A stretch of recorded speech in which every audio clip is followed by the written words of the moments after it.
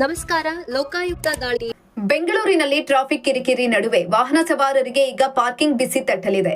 ನಗರದಲ್ಲಿ ವಾಹನ ನಿಲುಗಡೆ ಸಮಸ್ಯೆಗೆ ಮುಕ್ತಿ ನೀಡಲು ಮತ್ತು ಅನಧಿಕೃತ ಪಾರ್ಕಿಂಗಿಗೆ ಕಡಿವಾಣ ಹಾಕುವುದಕ್ಕೆ ಮುಂದಾಗಿರುವ ಜೆಬಿಎ ಅಧಿಕಾರಿಗಳು ಪೇ ಅಂಡ್ ಪಾರ್ಕಿಂಗ್ ವ್ಯವಸ್ಥೆಗೆ ಮತ್ತಷ್ಟು ರಸ್ತೆಗಳನ್ನು ಸೇರ್ಪಡೆ ಮಾಡುತ್ತಿದ್ದಾರೆ.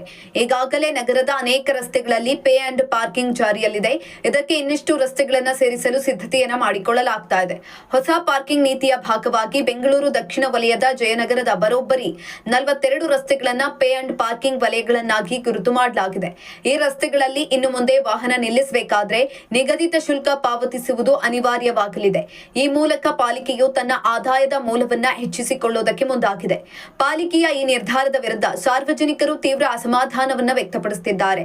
ವಾಹನ ಖರೀದಿಸುವಾಗಲೇ ರಸ್ತೆ ತೆರಿಗೆ ಸೇರಿದಂತೆ ಲಕ್ಷಾಂತರ ರೂಪಾಯಿ ಪಾವತಿಸಿರುತ್ತೇವೆ. ಈಗ ರಸ್ತೆ ಪಕ್ಕದಲ್ಲಿ ಗಾಡಿ ನಿಲ್ಲಿಸುವುದಕ್ಕೂ ಹಣ ವಸೂಲಿ ಮಾಡುವುದು ಜನಸಾಮಾನ್ಯರ ಮೇಲೆ ಹೊರೆ ಹೇರಿದಂತೆ ಅಂತ ವಾಹನ ಸವಾರರು ಕಿಡಿಕಾರ್ತಿದ್ದಾರೆ.